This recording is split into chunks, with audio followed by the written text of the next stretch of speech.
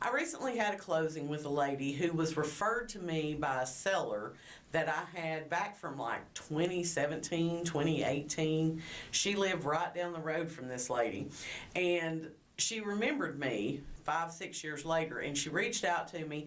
Her husband had passed away, and he had primarily been living in the home.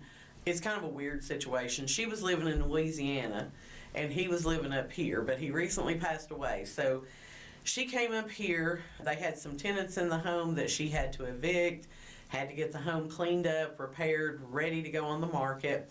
So she had called me and said, what do I need to do? Like, what's absolutely necessary that I fix in order to get this home sold? So we went over a plan together of decluttering the home, some repairs that needed to be done, and a good deep clean of the home.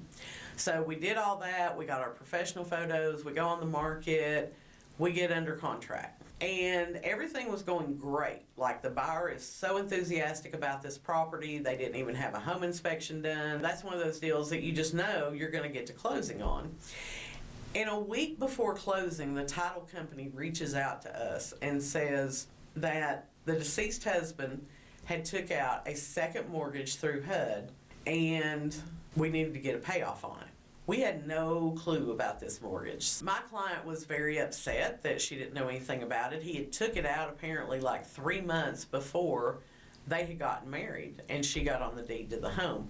But the weird thing about it was only for like $5,800. And so you would think after 20 years that somebody would have come knocking for payments. So she was calling, trying to find out like what's going on with this, how can I get a payoff? And what she found out was that it's an interest-free loan. Basically, he had took this loan out and it did not have to be paid off until the home sold. So that's why she didn't know anything about it. But HUD was like very strict on releasing a payoff. And the title company had sent like their authorization to the payoff department trying to get the payoff.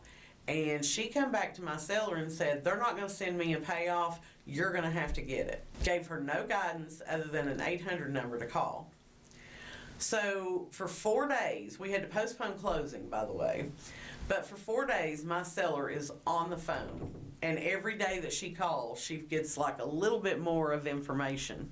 We were getting ready to have to postpone closing for the second time. And she's about to lose the house she's trying to purchase in Georgia. I reached out to the title company that I normally use here in town. The title company that we were using was associated with the credit union where the buyer was getting their mortgage. So we had no control over the title company. So I reached out to a title company here local that I normally work with, and they jumped through some hoops. They worked with my seller, and they helped her get that payoff so that we were able to close the day after Thanksgiving. And then she was able to close on her home in Georgia the following Monday. So I tell you that story to tell you this. Neither buyer nor seller really had the option of what title company we were going to use in this situation. It's very important that you know if your lender has a title company they're going to force you to use and who that title company is. Most title companies want to have a good rapport and a good relationship with realtors, right? Because we're the ones who are going to send them business. This title company, you could tell, didn't really care if the deal closed or not, if they made anybody happy or not, because they had a built-in funnel of business through the credit union. So find out who your lenders work with in the way of title companies.